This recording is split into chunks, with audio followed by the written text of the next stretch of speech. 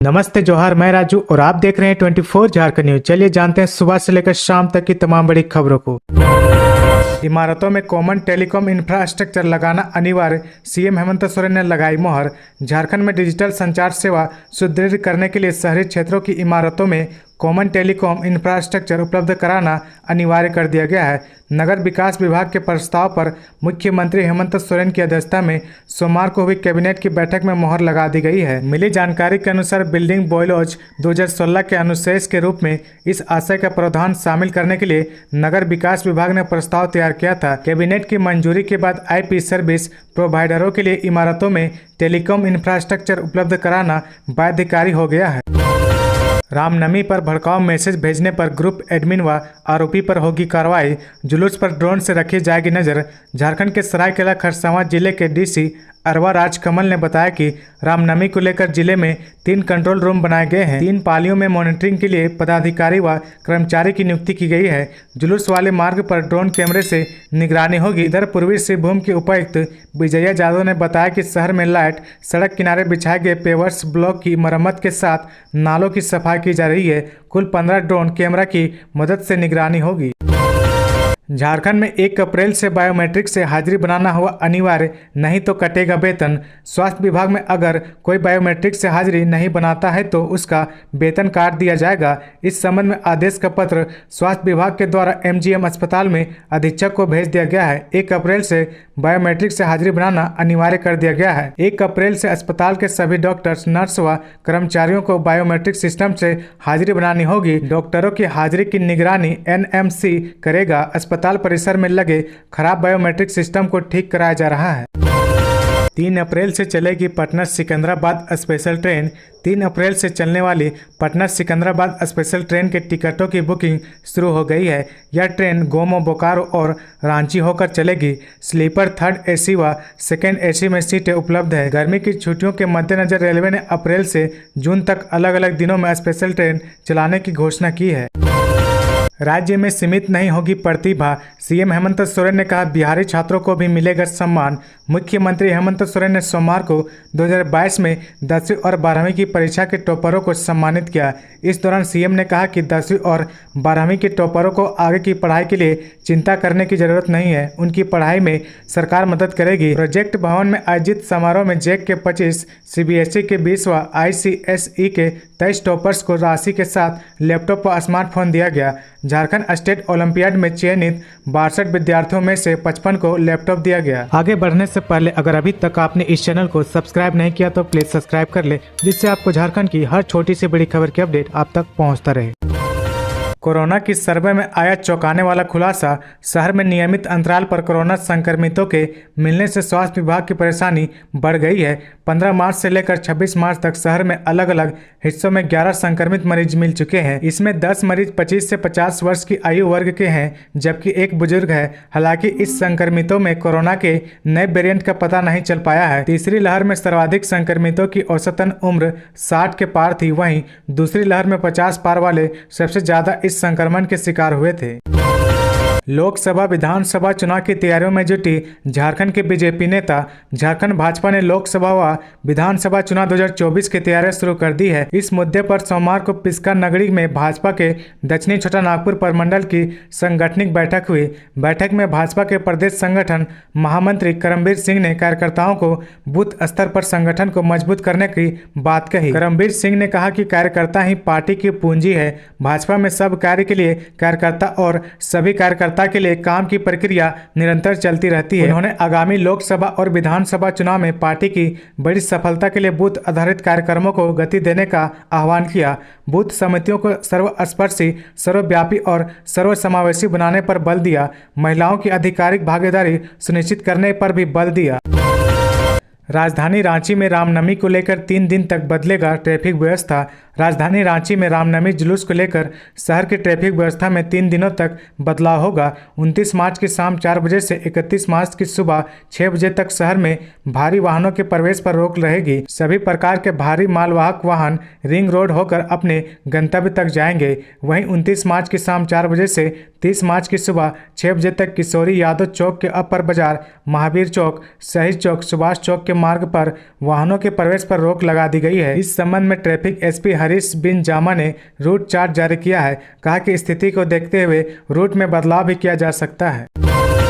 नई व्यवस्था के साथ आज से शुरू होगा 520 बेड का रांची सदर अस्पताल। स्वास्थ्य मंत्री बन्ना गुप्ता करेंगे शुभारंभ। राजधानी रांची के सदर अस्पताल में बहुत जल्द लोगों को बेहतर स्वास्थ्य सेवाएं मिलने लगेगी। करीब 15 साल के इंतजार के बाद अस्पताल के नए परिसर में बने नए भवन में इंटीग्रेटेड बिल्डिंग मैनेजमेंट सिस्टम के साथ 520 बेड का अस्पताल शुरू होने जा रहा है। स्वास्थ्य मंत्री बन्ना गुप्ता मंगलवार को दिन के 11:30 में इस नई व्यवस्था का विधिवत शुभारंभ करेंगे। डॉक्टर विनोद कुमार ने बताया कि अस्पताल प्रबंधन की ओर से इस कार्यक्रम में शामिल होने के लिए सांसद और स्थानीय विधायक समेत गणमान्य लोगों को आमंत्रण भेजा जा चुका है। सिविल सर्जन ने बताया कि सदर अस्पताल का नया विंग या भवन अत्याधुनिक उपकरणों और सुविधाओं से लैस है। इसके शुरू होने के बाद यहां लोगों को कैंसर से लेकर दिल की बीमारियों तक के इलाज की सुविधा मिलेगी। अविनाश पांडे ने कहा, अघोषित आपातकाल की स्थिति में है देश, हो रहा लोकतंत्र की हत्या। अखिल भारतीय कांग्रेस कमेटी के पूर्व अध्यक्ष राहुल गांधी की लोकसभा सदस्यता समाप्त किए जाने के खिलाफ झारखंड कांग्रेस कमेटी की बैठक हुई।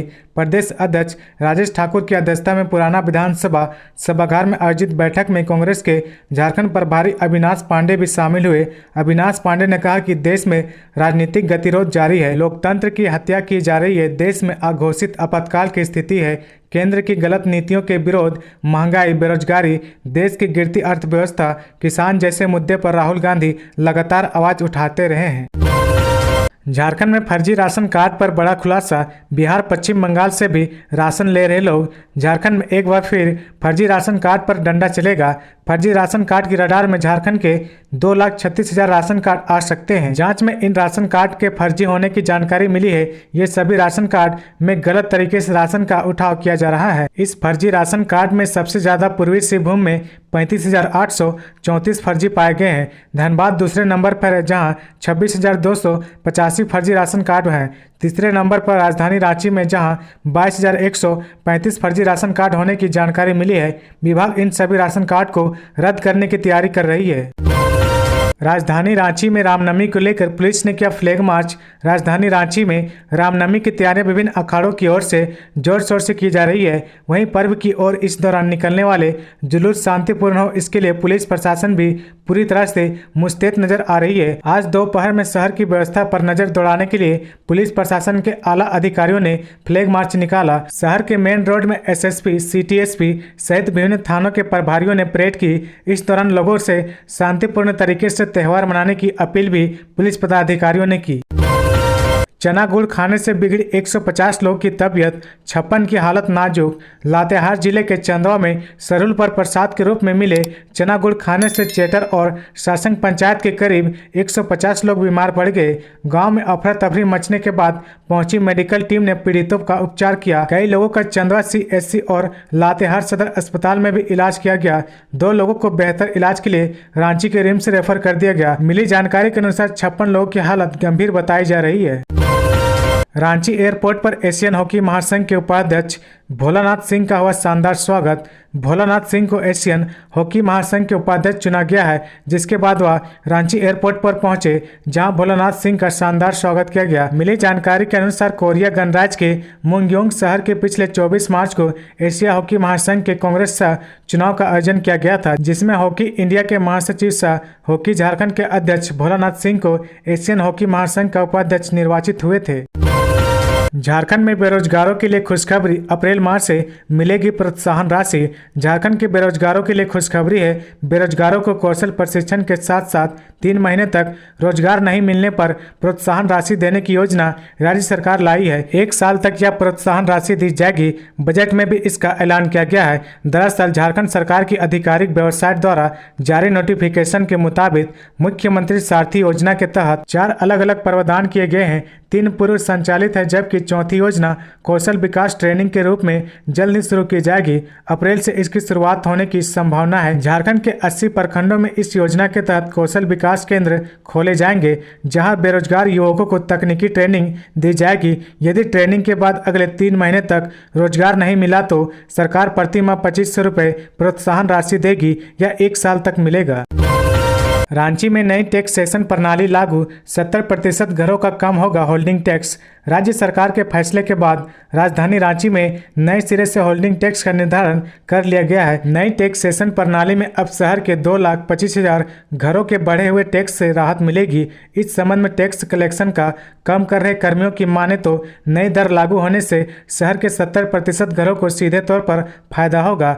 वहीं व्यापारिक भवनों के टैक्स भी नई प्रणाली से काफी कम होंगे। पहले जहां टैक्स का निर्धारण सर्कल रेट पर होता था, अब इसका निर्धारण प्रमंडल स्तर पर कर दिया गया है। मतलब दक्षिणी छोटा नागपुर क्षेत्र में पड़ने वाले रांची, खूंटी, सिमडेगा, लोहरदगा व गुमला की जमीन की दर के आधार पर औसत दर निकाली जाएगी। चूंकि रांची को छोड़कर दूसरे जिलों में जमीन की दर काफी कम है, ऐसे में सभी जगह की जमीन की दर को मिलाकर उसका औसत निकाला जाएगा। फिर उसी के आधार पर टैक्स की गणना की जाएगी।